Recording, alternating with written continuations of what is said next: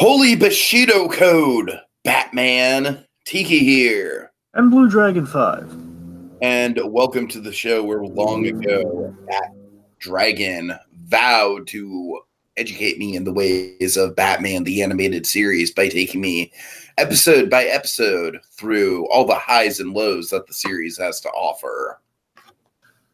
Hey, see, folks, put simply, long ago I made a vow to educate Tiki in the ways of Batman the Animated Series, serving as his spirit guide to Gotham in a way.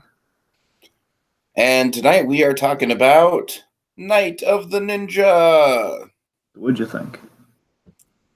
Yeah, I liked it. It was okay. I mean, it's a Dragon. This is kind of like it feels like a filler episode. Am I wrong about that? Well, given how the narrative structure really unfolds on Batman, filler may not be the best word, but I get what you're filler. I mean, I don't necessarily think that they were firing on all cylinders.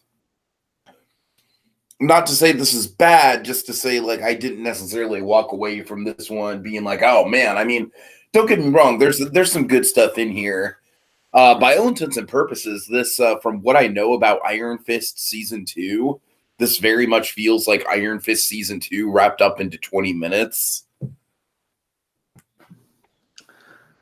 Given I've seen Iron Fist Season 2, I mean, basically the only thing they have in common is a back tattoo. That's really the only thing they really have. Well, no, I'm more citing the storyline with the rival guy from Kunlun. Yeah, sure. I guess I see what you're going for there. A little bit of a like a rival who's haunting the hero's past, if you will, or the hero. Yeah. Anyways, little steel serpent action. I got you. Right. So I don't know, Dragon. With this one, it's like I'm like kind of lightly feeling it. Like if this were Geekvolution, I'd kind of be like, my sign would be most of the way green, but maybe like, I don't know, like 15 to 20% red. You know, and that's not even the way that they do their grading structure. But not really. But I digress. You get my point. It's like 80% of this I'm feeling, but just kind of mildly. I'm like, yeah, it's all right. It's good. I don't know. Of course, one of the big reasons we're doing this is Batman versus Ninja Turtles. Just kind of timely, not necessarily timely because it came out like a month ago. But it's at the beginning of this month. Yeah. So, suffice to say, Dragon, this one didn't blow me away by any means, but I did like some of the atmosphere and, it shed some cool light on Batman's backstory, I guess, although some of it's kind of like, I don't know. We'll get into it. Right. So, on the whole, like Night of Ninjas, here's the thing. There's actually a sequel to this episode, and I like this far better than I like the sequel. It's not that the sequel's bad. Again, I don't think either of them are bad. I just feel like, again, I love the flashbacks of this episode. It's my favorite part of the episode. I love learning about Batman's past and seeing kind of travel around the globe, that sort of stuff. Of course, me down the line years later, this kind of fuels the whole, the whole Max Terriot as a young Bruce Wayne traveling the globe idea. That's kind of where a lot of it comes from. A lot of it comes from here, if I'm being honest. So, I mean, just in terms of this is one of the few episodes. There are two episodes in the animated series that get into like Batman kind of in his youth, kind of flashback episodes as to show you what he did during his training around the world. And this is one of them. And again, all that stuff really sticks out to me. But on the whole, it's just, it has some cool action. I mean, on the rewatch, there's a lot to enjoy. But, it's not top 10 material, if you catch my meaning. Right. Yeah, and I'm not trying to like downplay it or anything. I liked it just fine. I'm just saying, like you said, it's not like a big standout by any means. I don't think this is going to be on anyone's top 10 list. But who knows? Maybe someone's really into martial arts and really into Batman, and it might be on their top 20 list for all I know. I don't know. But I don't necessarily know the whole barometer of what the series has to offer, but generally speaking, from everything that I've seen so far, it's about in the middle. You know what I mean? I've certainly seen episodes that come across a little worse, but I've definitely seen episodes that are a lot better than this so far. So, yeah. All right. So I guess in terms of background, real quick. So of course, this was directed by Kevin Altieri, who directed On Leather Wings and Clock King up to this point. The writer is Steve Perry, I believe, kind of a one and done. I don't recall his name coming up a lot, but Steve Perry was the writer on this. The studio was Dong Yang. So Dong Yang Again, Dong Yang, they kind of they do consistent work. Sometimes they're maligned unfairly because I think they've done a lot of really great episodes. Basically, Dong Yang is a very consistent studio. They did the best example I can give you of Dong Yang is Two-Face Part 2. They did Two-Face Part 2, they did The Forgotten, they did Nothing to Fear. So I think Dong Yang does excellent work. Honestly, it's no Spectrum, but it does good.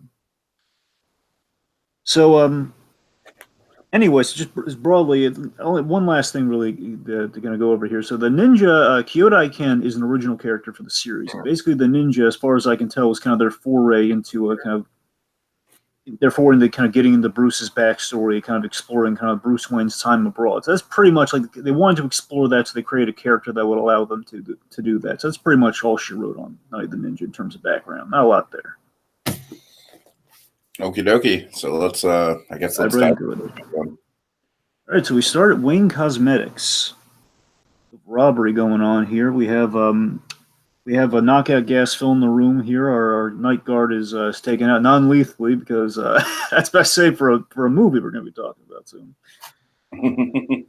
A ninja appears. He uses a device to open the safe. He then heads for the roof and he disarms the guard with a shuriken. Really, really well staged action. Like how effective and fast the ninja's operating here. I got to be honest. It's a neat little heist. I love the flashlight bit. You know me, I don't know why. I just love flashlights in Batman the Animated Series. It always looks great. So we have the reveal that he basically the ninja escaped and he pulled out the sword very briefly, and in doing so, after he leaves, half of the flashlight and the batteries fall out. It's just cut in half. Right. And I will say that the ninja as a standalone character, it works. I feel like it's a pretty basic concept. Like, hey, Batman, he has to fight a ninja, and what is this ninja's name? Well, he does have a name technically. For marketing purposes, we're just going to call him the Ninja. And Dragon, honestly, I kind of like the simplicity of that. I kind of find that a little bit endearing. Sure. And you got to remember, the thing is, Batman nowadays, like especially the Nolan era of Batman, ninjas have really come into popularity with explaining like how Batman can pull the bad exits. Of course, one thing is like he's part ninja, and of course that's kind of in reimagining Batman now, people go to Ninja a lot. That's why it's kind of been coming up a lot lately. Of course, Ninja Turtles being an obvious one, but I mean, before that, though, the big revolutionary thing I think you had like last year, or the year before. I think it was last year. You had Batman Ninja, the anime. Oh, yeah. I think that was last year. Yeah. Yeah, exactly. So that's basically Batman's ninja ties have really come into fray, especially he was trained by Ducard in the comics, and of course we've kind of written that sometimes to be Ra's al Ghul. So it's a little ninjas that definitely come in vogue with Batman these days. It's kind of nice to see kind of backtrack and see, oh man, even that early on we were doing some ninja stuff. Cool. Mm-hmm. All right, so we're in Wayne Manor. We have Bruce and Dick. They're training, and Dick, he leaps, and Bruce stops him again. Well, basically stops us again. He's being really hard on until again he flips him, and of course, Robin's response to this is, "Sorry, some of us aren't perfect." And of course, we're stating out Batman. I love the arc in this for Batman, where the idea is that Batman is he's being really hard on Robin, and it's kind of like a mystery that unfolds in the flashbacks to why he is so hard on Robin, why he is pushing him to kind of push past his limits and be really on the money and be really precise with his fighting. Sure. And now Alfred just kind of chimes in saying, "Okay, well, let's tells about the other Wayne Enterprises robbery. It's oh man, that's the 6th one in 2 weeks, 7th." And of course, when Batman just corrects him with 7th, they just have Dick Grayson in the background making these funny faces at him. All right, so here's one of my favorite scenes in the episode. We have the Wayne cosmetic crime scene here. We're at the we're on the rooftop, and we have again. I love this. Just the novelty of this. I don't really revisit this episode that much. I wasn't really a binge of the entire series, but I got to looking back on it. I love the irony of this scene years later, looking at it here, where it's that basically the GCPD, they're interviewing the manager who was knocked out at the start of the episode. Bruce Wayne is greeting Commissioner Gordon, says, "Good morning, Commissioner." Just the irony of that moment. Just think about this, okay? So it's broad daylight. It's on a rooftop. and it's Bruce Wayne Green, Commissioner Gordon saying, "Hey, make sure you don't touch that evidence. Break the chain of custody." Just telling Batman how the evidence works without knowing. Well, I mean, that's what I always love about the Bruce Wayne and Gordon dynamic, not the Batman and Gordon dynamic, but specifically Bruce Wayne and Gordon. Of course, we have that moment in The Dark Knight where Bruce Wayne crashes his car, to divert Gordon. And, just stuff like that, where Bruce Wayne just kind of acts like an idiot in front of Gordon. I'm not saying he's acting like an idiot here, but, it's always been kind of like a fun, playful back and forth between the characters. Sure, and I do like the, I love it. It might be like a slight throwback to Detective 27 a little bit, because, I go on about this time to time where, the Detective Comics said that thing where Bruce Wayne and Jim Gordon were friends, and of course revealed by the very end, like, oh my god, Bruce Wayne's Batman. Wow. So just kind of having a little bit of like kind of banter, was just in broad, it's kind of the alter ego having some time with Gordon. That's kind of fun. But also, so I do love kind of the vague PSA for the kids out there with the whole chain of evidence thing of like, hey, don't touch it, you'll break the chain of evidence. A little PSA from the police commissioner.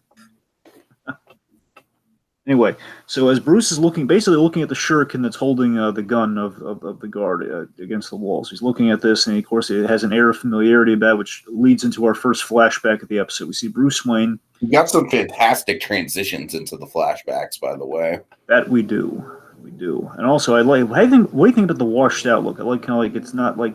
Oh, I really like it. It's very subtle. It's kind of like a mild sepia. Yeah, sepia. I was looking for the word. Yeah, sepia. Yeah, definitely a sepia look to it. Looks again, it's a nice way, like not just doing, because we've seen black and white. It's not just like applying a sepia tone to a camera or anything. It's like just kind of subtly there. You know what I mean? Yeah, I mean, I love how in the animated series, because we do the black and white televisions, which I love, by the way.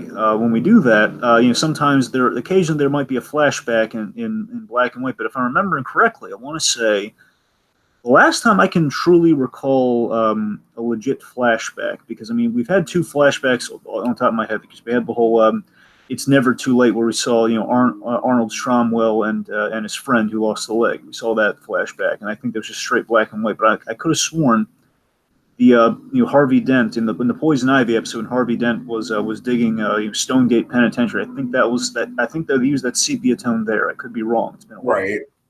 Anyways, they have to get around, like we use black and white for so many other things. Sometimes they want to change it up. I think it's an example of that. All right. So flashback to Japan. Yeah.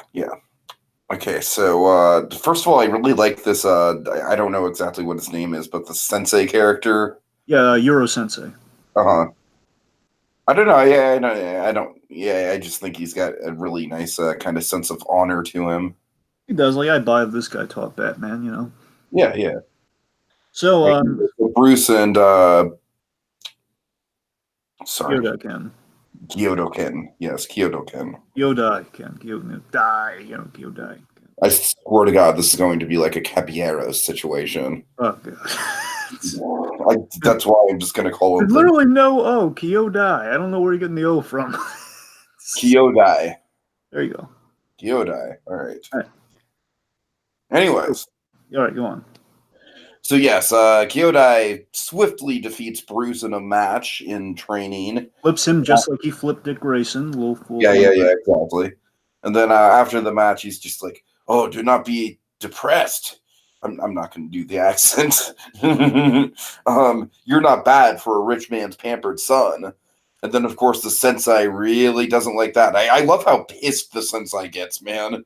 It's like, he's not just disciplining him. He's just like, he's flipping him over. He's like, no, you do not do that. Like, I am going to physically assault you for that insult. I gotta tell you, the biggest takeaway from this episode for me, a line just still echoes me to this day. I always love the word. Again, I used to kind of attest to the power that the episode does have to some extent, Tiki, where I love what Euro Sensei says here, because his lesson, the reason he's just jumping on right now so no one forgets this, is that Kyodai, there's always someone better. Mm-hmm. I love that lesson. There's always someone better. That's a great lesson for a Saturday morning TV show. Again, it still rings true, man. It's awesome. He forces him to apologize. Apologize now, and of course they have the forced bow. And there's actually a little fun fact. There's always the, I believe in the Japanese culture, the length of the bow dictates like how much of an apology is actually there. Like I want to say it's the lower you bow, the more respect you have. But he gives like a half bow, which is like, I'm doing this because I have to. Right. Of course, as he walks away, body language there in the Japanese culture. Yep. All right, so Bruce sees the tattoo on Kyodai's back, which is the Oni tattoo, I believe, like Japanese demon or monster. Like it's like the Oni mask, that sort of the horn demon looking illustration. Anyway, he sees that tattoo on his back, which of course is going to be payoff later in the episode. Meanwhile, so again, we interrupt this awesome flashback with Summer Gleason. Now would I be correct in assuming she's your 20%? I mean, she's not. Yeah, pretty much. Part of it. I will say at least a good 15 of the 20%. She bugged the crap out of me in this episode because again, based on like 89, I'm thinking, hey, maybe Batman might get together with her reportedly. Maybe. That never happens because again, Summer Gleason, she pulls stuff like this. We're like, yeah, I don't want to really see Summer Gleason that much. I think Summer Gleason, she has her moments, but this is not one of her glowing ones. Where I feel like Summer Gleason is like a less interesting Gordon in the sense that like you kind of like she's best when she's just kind of used sparingly. To an extent, yeah. And I don't know. It's weird to see her like having like full scenes with Batman. You know what I mean? Yeah, I think you hit the nail on the head there. Well, that's the thing. Vicky Vale usually is used in the context of, okay, high society, we need someone that can be the mouthpiece, like we need the media for a scene. Like in The Heart of Ice, for example. Vicky Vale comes on, darn it. Summer Gleason comes on. Literally Batman 89's 30th anniversary tonight, so. Well, oh yeah, it's the tonight. Yep. Sorry, folks, on my mind. Point being, Summer Gleason appears on the TV and Heart of Ice announcing the whole humanitarian award, and she has a very limited role, but she only has 2 scenes in that whole episode. They're very, again, 2 brief scenes. She gets the videotape and she announces the thing. She's great at plot exposition, just kind of representing that little society beat. That's really her role in things. But when she's like, I'm part of the press, I'm important, like, you're not Lois Lane, Summer. Let's just nip that in the bud right now. Yeah, right. I think you hit it right on the head there. I never thought of it that way, but I think you're right. So Summer Gleason, she interrupts, and she's very nosy. It's like the nosy neighbor thing on a sitcom. That's pretty much what we have here with Summer Gleason. She's like, why are you being? She's being really. She's not being subtle about it at all. Hey Wayne, why are you being robbed? Because she is in his face. We get like the close-up cartoon shot. Why are you a big failure, Bruce? Why? Like 2 businesses have been burglarized recently. Two of your businesses have been burned down. One was blown up. A computer system was wrecked. Any comment on this? Of course, if you'll excuse me. Of course, Bruce being really classy, but he's not being mean to her. Just, if you'll excuse me. Mm-hmm. As a kid, I always thought, man, that's so classy of Bruce. You'll excuse me. That's a cool way to exit something. Anyway, so he leaves, and of course, then she has that like, you can't ignore the press, Mr. Wayne. Oh God. This speaks for itself. As the episode goes on, unfortunately. I think he wasn't really ignoring the press. He just, she was being really assaulted with her question. Honestly, that was all we got of Summer in this episode. Do you think the episode would be any worse off for it? Honestly, a part of me might respect it if that was all the Summer they had. Yeah. If they would have just left it there, it wouldn't have been a problem. I'll give you the perfect example. It's a little abrasive, but it's like. I'll give you the perfect example, Tiki. It's staring us right in the face here, because you and I, way back when we started this, Nothing to Fear has a really great example of what we had here, but even better with Summer Gleason, where Summer Gleason had 1 bit in the episode. Again, she's kind of the expo media lady. Yeah. Says, and it's remember Bruce Wayne's having that nightmare because he's shaking off the fear gas and says, Batman failed to catch the perpetrators. Failed to catch the again, just shoving the failure in his face there. It's like, yeah, and that's how Summer Gleason could have worked here. Just like, oh. Maybe. All right. Okay, so after that, Summer's gonna have a bee in her bonnet for later. Meanwhile, Bruce is Batman's suiting up. Dick wants to come along. It'll just take me a minute to get in my costume. Not this time, and he leaves. And Robin's asking Alfred what's up. what's going on. He's not one to discuss his feelings, and then Dick knows that something's eating away at him. And as Batman's just kind of driving the Batmobile, we have this really this is one of the money transitions you're talking about, Tiki. You want to walk him through it, or should I? You could probably do it better. We have that really great eye shot. Basically, we cut from Robin asking Alfred what's going on. We just see like as the car is like speeding towards us, we go through the windshield and we go like we track in the Batman's eye through the mask to like we cut directly to the flash as you go to white, which then cuts to the flashback of like we're close up on his eye and we see like the candles reflected in his eye. It's a money of a shot right there. Right. So I love that grainy beige too of the sepia tones. It looks yeah. So we see him doing that exercise where he's like, blowing out the candles with his fists. You're very concentrated. It's an exercise that helps you concentrate your strike, so you get like precision, so you don't like burn your hand, but you can blow it out with the with the breeze. And the sensei walks in. Mm-hmm. He says, you practice like a man obsessed. Hint. So he is a little cocky in his early days. He's saying like, I have to be the very best, no matter what. That's true, but again, I'm sorry, I have to make this joke, Dragon. Apologies. So, in other words, Bruce Wayne wants to be the very best, like no one ever was. I'm sorry. Anyway. No, seriously. I mean, I love that he's again. It's Bruce Wayne again. He's still that kid healing from that wound, and just kind of years on the road. It's just again, he's just channeling all of that into like training himself to be kind of like the perfect crime fighting weapon. Mm-hmm. I'm not good enough, Sensei. And again, it's honestly the whole story in the flashback. It's a very human story for Batman. Honestly, I think the whole flashback could have made like a standalone episode in itself. Again, all the great stuff in the episode. I mean, nothing against that rooftop scene. I love that rooftop scene, but this too. Again, this is the real crux and meat of the episode. It's all here. Don't get me wrong; it has a payoff, but still, this is really where all the truly great, exceptional stuff in the episode is. If I'm being honest. So that's the thing. The episode, the whole lesson of the thing hinges on the fact that Batman, as we know him, is kind of a guy who's like he trains himself to perfection. But basically, the lesson that Yoro Sensei teaches Bruce here is you can't be perfect. And that's the lesson that he's kind of passing on to Robin. That he's kind of being kind of checked on in this episode. Where he's kind of being reminded through the flashbacks that no, Robin's saying, well, not everyone's perfect, and of course, being perfect here, you learn more from failure than you do success. Perfect.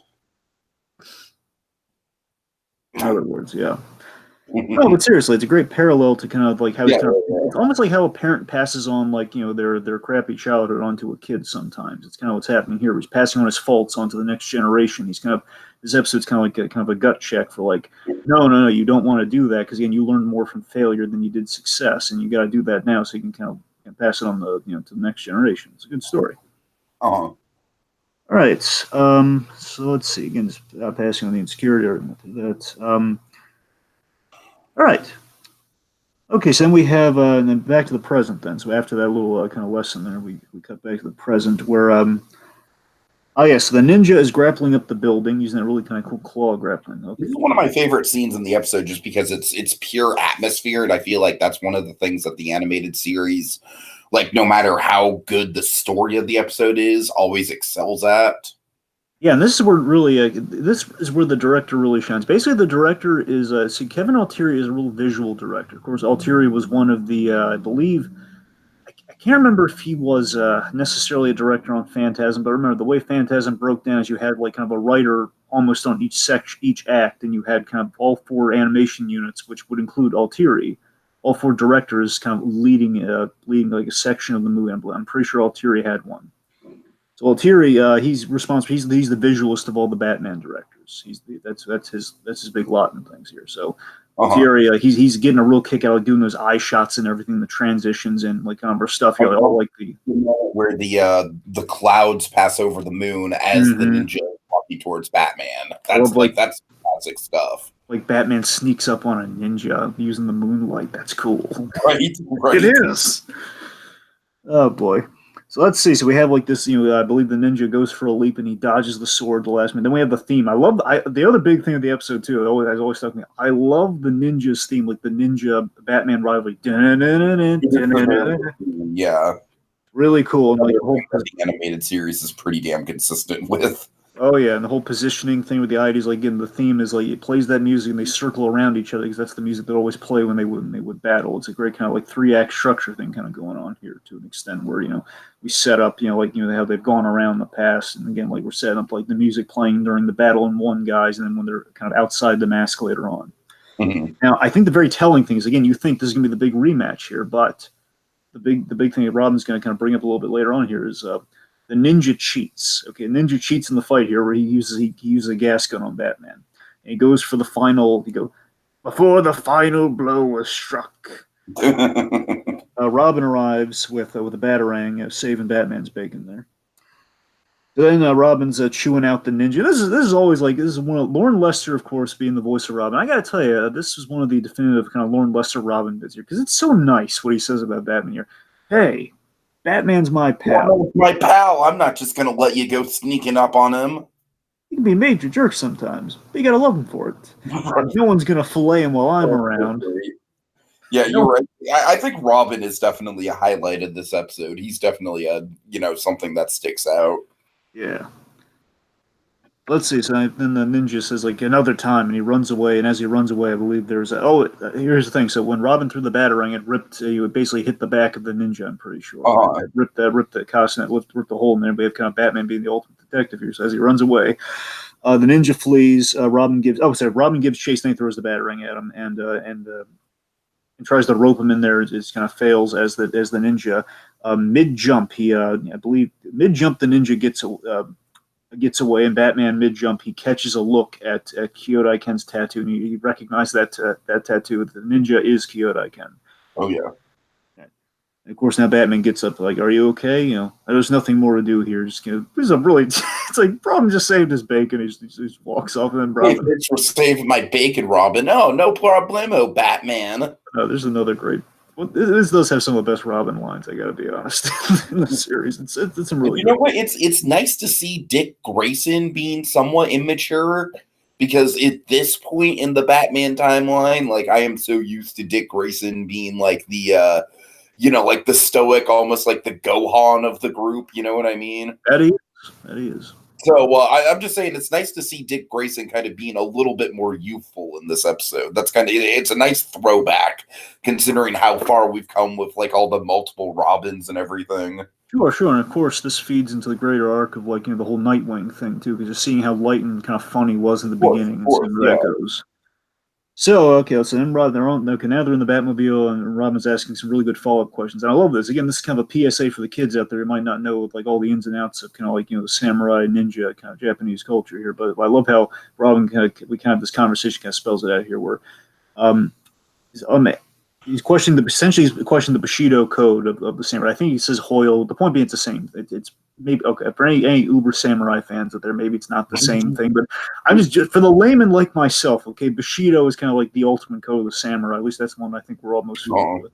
Point being, he says, "Well, that using a gas gun in battle doesn't really seem like a samurai move." And then Batman corrects him by telling him that no, he's a ninja. Ninjas are spies and assassins, and he knows that ninja in particular. He and I love how Batman. I love whenever he does this. Says he and Bruce Wayne were students in Japan. You're saying you like how he refers to Bruce Wayne in the third person? I do, and that does raise the question. I mean, again, it's not a major thing. It's just sometimes, it's a question of like, did Bruce Wayne like die when the pearls hit the ground, or was it like through in becoming Batman? When Batman was kind of after all the training, did that lock in Batman? That's kind of the interesting question we kind of have posed in there, but it's not like a pivotal question. It's like you gotta wonder if he still referred to himself as Bruce Wayne back when, because obviously there's no Batman in place, but it's kind of Bruce Wayne by any other name. So minor thing. All right. So Dragon, you ready for a scene that feels like it's ripped out of like a worse version of Superman the animated series? Yeah. Again, that's like a worse version. Feels out of place, man. It's like back at whatever newspaper Summer Gleason works for. Gotham Gazette. That's what I assumed. I just didn't want to say it just to be sure. Anyways. But I gotta tell you, T, speaking of which, I mean, again, Lois Lane is so good in the Superman the Animated Series, by the way. Well, that's what I'm saying. Yeah, I know. I've seen a few. I'm not an expert on Superman the Animated Series, but I've seen my fair share of episodes, and that's what I'm saying. This just feels like such a half-baked version of that, you know? Yeah, and yeah, I gotta be honest, and even you've had the running gag and referencing All-Star Batman and Robin. But I mean, let's be honest, with Vicky Vale, though, we rarely have ever really done anything. Basically, until the Telltale Batman game, have we ever done something of true substance with Vicky Vale? I gotta be honest. God, nothing real. Again, she's always been kind of eternally a knockoff of Lois Lane. Because again, Lois was there first with Superman a year earlier. So 2 years earlier, we had Lois Lane way before we had a Vicky Vale. So anyway, so Summer Gleason here. Summer Gleason, she's like a dog. Oh, Summer, you're like a dog with a bone over the story, man. There's more to the Bruce, and I completely forgot. They only call him this in this episode, but still. He's even saying that Bruce comes off like the ultimate Boy Scout. It's like it's totally Lois Lane, man. Yep. I think I'll pop over to the Wayne Charities reception tonight and see if I can get some answers. I think it's funny. Like Bruce had a nickname in the tabloids called the Bruce. It's just kind of silly. It's just the Bruce, like there's more to the Bruce than the richest man. Oh God, I didn't even catch that. And of course, like, that's a reference to something we're not going to elaborate on here. But anyway, okay, I appreciate that. Point being, so she plans on crashing the Wayne Charities reception, which it's a real, it's kind of it's a charity. It's never in good faith to crash a charity event. It's kind of right. Anyway, that was very out of place and probably unnecessary. Yeah, basically, we have to say, man, let's just examine this for a little while. Like, do we really need a scene of Summer Gleason, like her motivations, or like, can't she just be there? Look, I think you're right, but I'm assuming the logic was we need to set up that we have to care about what happens to Summer Gleason, so therefore we're gonna spend like an extra scene with her. I'll bet you that was the logic. The extra scene makes me care less about her. I know. I'm just saying. I'm going through the intent. Okay. Oh God. Anyways, speculating the intent. Anyway, so meanwhile, then we have a really nice scene between Dick and Alfred here. Yeah. So Dick said, "I'm sorry, you want to take us through it?" Yeah, Dick's saying, he asks Alfred about Japan. I got to tell you, Dragon, this might be the other 5%. It's a nitpick, but it kind of sticks in my craw just a little bit. Kind of bugs me that Alfred was there for Bruce's training. Well, again, Tiki, you need perspective here. Where again, the idea is like not Batman Begins was the one that really said like he really was traveling alone all those. No, I get that. I totally get that. It's just now that I'm so used to. Again, it's like a total nitpick thing, but I don't know. Blew your mind on that in 0 year with that stuff, but again, way before it's done. All right, fair enough. Anyways, I hear you though, but that's still a point being. I do love it's a little bit like the Dick Grayson thing, where it's just like I'm not saying it's a bad thing. I'm just saying like we've evolved, like our perception of Batman's origin has kind of like wrapped up in that mythology of him like being that nomad on the out on the run essentially in that time period. Yeah.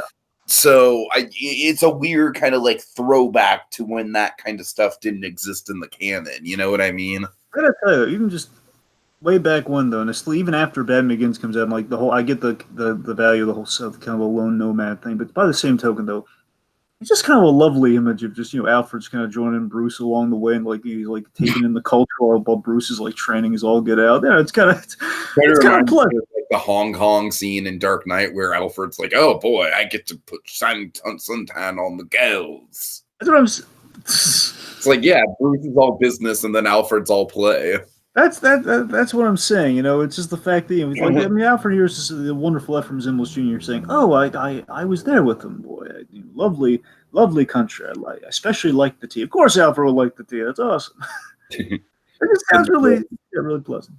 Yeah. Then of course Kyoto Ken gets brought up, and he says like, "Oh yes, I remember Kyoto Ken. He was the only student that Master Bruce could never defeat, or who could defeat Master Bruce on a consistent basis." Yep, a bad egg, that one. And of course, by the way, throughout all this, a little detail. I love that Alfred's washing dishes while he's doing it. It's kind of a fatherly thing to do. I kind of like it. He's kind of washing dishes and kind of telling the kid a story. It's kind of nice. Mm-hmm. And so Robin thinks. Yeah. Basically, Alfred kind of says like, "Oh, Master Bruce never admits his fears, Master Dick. You should know that by now." And then we get this fucking great moment where Bruce Wayne enters. And Dragon, I have never seen Alfred Pennyworth more intimidated by Bruce Wayne than in this moment. What do you think? Okay, look, if we're being semantical again, Phantasm's like the only default one I'd have there, but it is quite startling for him. It's just like, oh man, Master Bruce. It's like, oh man, I was on a private conversation. Like, don't do it. Just do that with Gordon, not with me, man. Right, exactly. But all seriousness, just so Bruce makes an entrance here. I'll be at the museum, and of course, you think, of course, Dick and Alfred, of course, do you think you heard us? Who can tell? It's like poor Alfred. All right, so then we have a scene that is very, again, just oddly enough, again, I swear to God, folks, this was not coordinated specifically. It's just very reminiscent of 89. I've always felt this way. Very reminiscent of 89. It's like the opening scene in 89 with, I mean, if we're going to force Summer Gleason into the Vicky Vale role and force her into this episode in more scenes, I mean, at the very least, this is an 89 scene that Vicky Vale was in. It's a scene that... Yeah, like this, the whole she's seeing the artwork, and I would say, look, in all seriousness, it's reminiscent of '89 because Bruce is in the Japanese exhibits, kind of like in that basically the artifacts from Bruce's kind of global travels that Vicky and Knox kind of visit during the movie, so it's a little reminiscent of that. All right, so I really like this transition as Bruce is reaching for the swords, and then we pan up to the sliding doors that open in the flashback. Oh yeah, so Kyodai Ken. That's a really neat touch. You're right. So Kyodai Ken. So he's trying to steal the very same swords, I believe. They could just be a coincidence because we have other swords, but let's just, for argument's sake, it's the same sword. So Kyodai Ken. He's stealing swords, and Bruce catches something. He flips the light on. It's a good thing I decided to practice late tonight. You're a sensei, the sensei would be devastated. That sword's 500 years old. True, and worth a fortune. I love the I get a kick out of this thing. I love it's kind of Bruce during his travels is kind of a precursor to Bruce fighting crime in his travels. Like he's for sure. He's foiling a crime in progress. Again, it's just kind of he's starting to get a groove that he's going to have on a regular basis. Years down the line, it's kind of cool. Mm-hmm. I don't need it to take care of you, Wayne. And then Yura Sensei, he immediately stops the fight and says, "You have dishonored the dojo, Kyodai Ken." He gives him his walking papers, tells him to get out of here. And of course, Kyodai's been dishonored. He's not going to be taught anymore. He says, "You'll pay for this, rich man's son." I love how he calls him rich man's son. Puts his I like that. It's kind of like a slur almost. Yeah, again, it's kind of the gaijin for Yeah.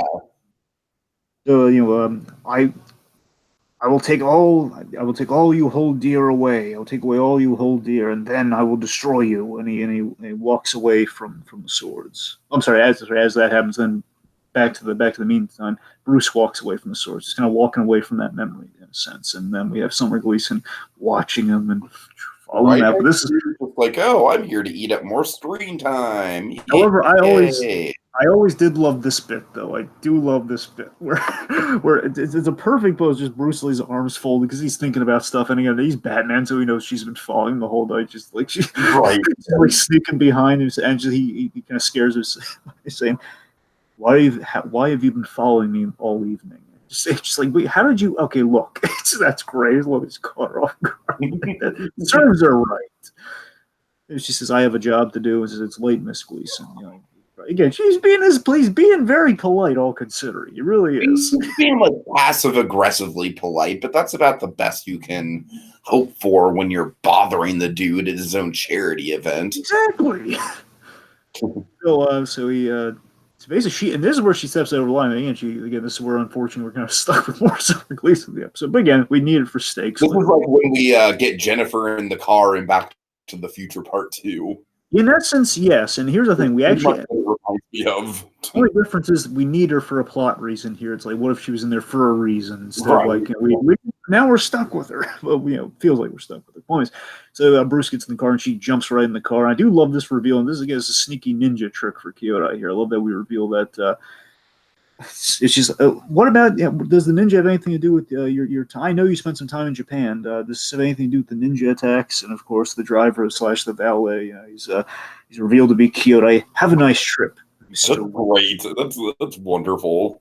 And I just love the reaction on Bruce. He's cornered. He's stuck with Summer in the car, and there he is. He has no costume on. He's like, "Oh God, this is not good." And of course, they both get gassed, and Kyoto drives away. Mm-hmm. Let's see. Oh yeah. So then Robin. All right. So Robin suits up. Robin's suiting up, and he finds that Bruce is late, and he's basically going to find a late and missing Bruce Wayne using the tracker that's in the car. Basically, we set this up way back during the Forgotten. All the Wayne cars are all Bruce's cars have trackers on them. Godspeed, lad. Alfred's rooting for him. Alfred's rooting for a boy. All right. Meanwhile, okay, so we're at a Wayne Enterprises storage facility. Of course, man, Kyoto-ken, there's no sense of just a big sense of irony with Kyoto-ken. And I'm going to kidnap him. I'm going to put him in his own warehouse. Oh, yeah. Take that, rich man's son. Yeah. So Kyoto-ken, he has Bruce and Summer. They're captured. They're tied up. Bruce comes to and he reveals that it's him. Oh, the rich man awakens. And I like how he pulls off his mask, like, remember me? And it's like, yeah, no shit. You just saw him in the car like 2 minutes ago. Of course he remembers you. He did get I don't know. I thought that moment was a little silly. I just think it's like Kyoto-ken. Again, the idea is he's the opposite person, that he's arrogant. He's just he's a ninja with no trace of subtleties. I want him to spec. I was coming to me in the moment here. I would speculate that Kyoto-ken is representative of a ninja, where you have the nobility of a warrior who's just been corrupted by crime, which Bruce didn't get corrupted by crime. He fights against crime. We have someone who's kind of like taken on a symbol, but that symbol has been corrupted by just like becoming a common criminal. I'd argue that. I'm just coming up with that on the fly right now. Anyway, so Kyoto, let's see. So he's forced it. Basically, he blames Bruce for, you forced me into a thief after you ruined me. If I recall right, being a thief is what got you thrown out in the first place. You never had to worry about, Kyoto goes on to blame Bruce for his problems. You never had to worry about money. You society parasites, you flabby, soft, weak. And Summer comes to, and then soon I'll have all your bank codes to transfer. And I'll transfer the money. Again, is a very, very Occupy Wall Street villain. Yeah. Now we know where Bane got it from. Right. So, and then of course Summers kind of points out. Basically, Summers is like kind of voicing the anti-climax here. It's like, man, you're nothing but a common thief. Not a common thief, a great thief. They got it. That's a great thief. Fun response. I guess the thing with Kyoto-ken and the ninja character in general is, like you pointed out earlier, the fact that like really this dude is crafted like this kind of like image for himself that he doesn't quite live up to. Whereas with Batman lives up to the ideals and the fear that Batman instills in you. You know what I mean? Yeah. So Kyoto's getting cocky here. Says now the game comes to an end. Meanwhile, Robin, I believe, Robin trips an alarm. Yeah. Robin, so Robin trips an alarm. I kind of looked at this as, again, this is paralleling, Bruce's story in the past year, where, again, Robin makes a human mistake that in the end does help save Bruce, though. Uh-huh. Let's see. So Robin, he climbs to the roof after tripping off the alarm, and of course now the ninja's onto him. He's just kind of basically the ninja's left the room here, so now he's on the roof saying, "It's past your bedtime, boy." And of course, again, some great Robin lines here. We're saying, "I'm not the one going sleepy by." We'll see who's going sleepy by. Sorry, we'll see who's going sleepy by in the next couple minutes. Let's see. This isn't the movie. It goes like, "This isn't the movies, boy," which leads to a fight, and of course, just enough of basically, he's had enough of this. He's had enough of this. They has business to attend to, and Robin basically there's this really nice, sweet move that kind of happens to her. Robin dodges a few slashes of the sword here, and he basically learns that he missed Robin intentionally to hit like this water tower that they're next to. Basically, the water tower comes down, hits the support beams of the water tower, floods the roof, and Robin seemingly is like he's swept down the window off the place seemingly. Mm-hmm. Meanwhile, Bruce knocks over a statue, and he's by the way, a Mercury helmet on that statue too. By the way, little flash homage potentially. I don't know. Anyway, guy can drink, can he? Anyway, so he uses the sword to cut the ropes. So before he frees Summer, the ninja returns. Basically this leads to the big the rematch, going full circle with the rematch. Here we cue the music, and again we have this great shot. I love it. Is a really great shot though. Again, it's like like me, the kid wave. It's like no, he can't fight in front of her, and he's doomed. No. Whereas the thing, it's a great shot of Bruce realizing Summer's behind. I mean, again, he's ready to go and ready to fight Kyodai and wipe the floor because we know we can't. He's ready to wipe the floor with Kyodai can, but Summer's there, and I love just he notices like right before the blow lands, and the ninja like throws him across the room. So Bruce has no choice but to play it soft here. He says, "Oh man, the years have made you soft, Wayne," and he's just kicking him in the boxes and crates and everything, general warehouse stuff. And Bruce. Let's see. Bruce sees. We have a little glimmer of hope here. Bruce sees Robin sneak in from the back there, and Summer. She's. Okay, Summer is just like it's like she's trying to be helpful. It just sounds like just there to be a distraction. It's like there's really no reason for her to even be here except like, oh no, we need a little bit of attention because Summer might get hurt, and she's like the the innocent bystander, even though she's not really that innocent because she totally got herself into this situation. That's the thing. I mean, here's the thing. Summer's trying to be helpful. I get it, but for us, the audience, it's the fact of the matter that, like, oh man, why are you taking such pot shots at Bruce Wayne here, man? Can't you see he's no match for you? It's like you're embarrassing him in front of the boys fighting, man. What are you doing? So anyway, he never was. So Kyodai again, like he was about to wipe the floor with Bruce, seemingly because again Bruce has no choice. So Robin watches Bruce take a beating, and then he puts two and two together here. Kyodai's about to finish him. Robin tosses a metal ball using the bat sling, and basically this carpet rolls over Summer Gleason, and then she can't see. So now there's no witnesses, which means the rematch really begins. This is awesome, man. I love this bit here. So, gotten a second wind, have you? Now your defeat will be more. Now your defeat will be more satisfying. This is the moment I love in this episode here, where he says, "Shut up and fight." Just goes for this awesome leaping kick. He just like runs to him, and the music's just really great here. He runs, leaping kick. Bam! Right into Kyodai. Kyodai then he tries going for the sword to cheat yet again. Again, he can't take one hit without going for the sword, like a hand-to-hand fight. No honor this guy. You're right about one thing, Kyodai, it ends. Then Kyodai grabs a statue. I'm sorry, do you want to take us through some of this? I'm sorry, I'm not very great with action sequence recapping. He grabs the statue, he rushes towards Batman. No, I'm sorry, he throws it out the window and he jumps out the window, right? He just dives out. Yep, just dives out. Let's see, we have I believe we have this kind of shot of the sword just kind of like sticking in the ground. It's kind of a neat little shot there.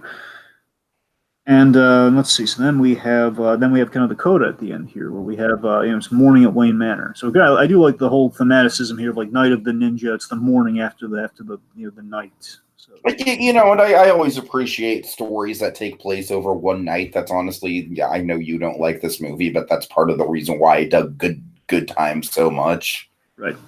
Anyways, it's not like I hate the movie. It's just I just didn't. No, I know it's not for you. It's not for you. Exactly. All right, so you want to take us through the coda here? Yeah, sure. So there, Dick is saying the police couldn't find any trace of Kyodai Ken.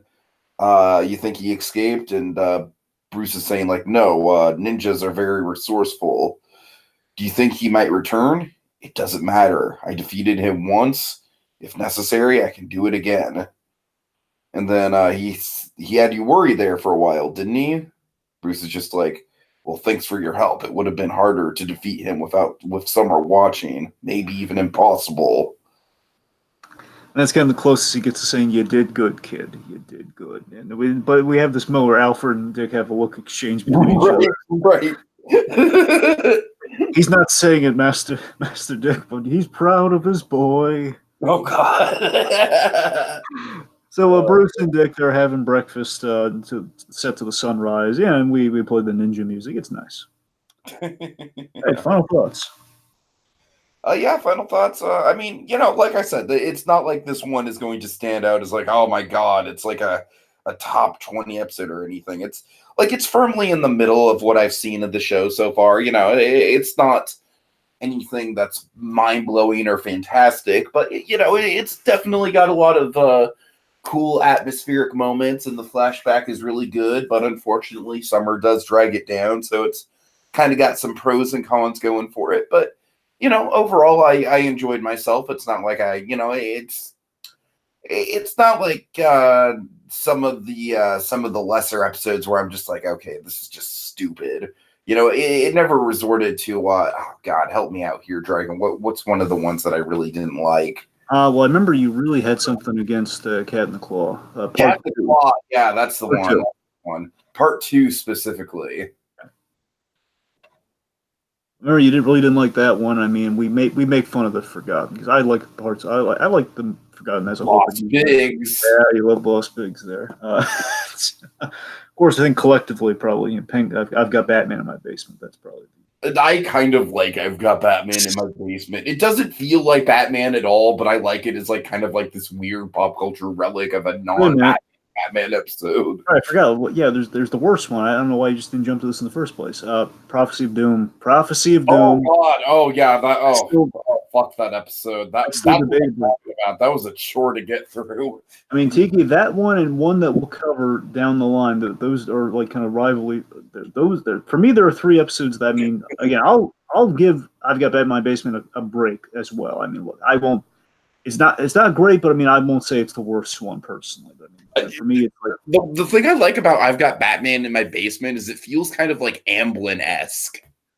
I see your point. I mean, obviously the whole show is Amblin, but it's kind of got like a whimsical kids on it. Like a big Goonies vibe to it, something it's vaguely. Goonies. Yeah. Anyway, but the point being, so it's a very serviceable, palatable episode, but it's not going to win any major awards or props anytime soon. And again, I guess my final thoughts, put simply, is it's a refreshing exploration into Bruce Wayne's training abroad. We get into Bruce's head, and that's cool. I like the parallels of the episode. Kind of like I like the moral and the lesson of the episode. It's just that I do think it runs the risk of, and again, this is not probably the episode looking at it now. I'm just saying collectively. Again, this episode is a risk when you really think about it. You run the risk of alienating your Saturday morning audience with, but for the kids who are tuning in for Batman alone, it's like, well, Batman's in the episode really for one scene if you really think about it. Then it's Bruce Wayne for the rest of it. I'm not saying right. Hopefully, at this point in the series, people like it. The kids are like, oh, I want to see. I care about him in and out of the costume as well. And I respect it for taking that chance and doing something really, they know what show they're trying to make here. And it's got again great flashback structure. Again, Gleason's a bit much, yeah, but it's a solid enough episode. It especially again with the original villain and the original enough to get a follow up. So I mean, the episode has enough going for it. It's good enough. Yeah, it's solid.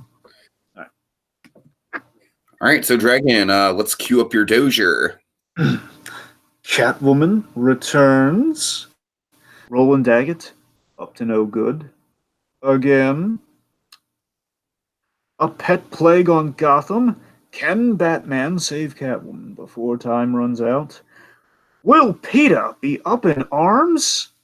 Find out. Same animated Bat time, same animated Bat place. On the next visit to the animated Batcave. With Cat Scratch Fever.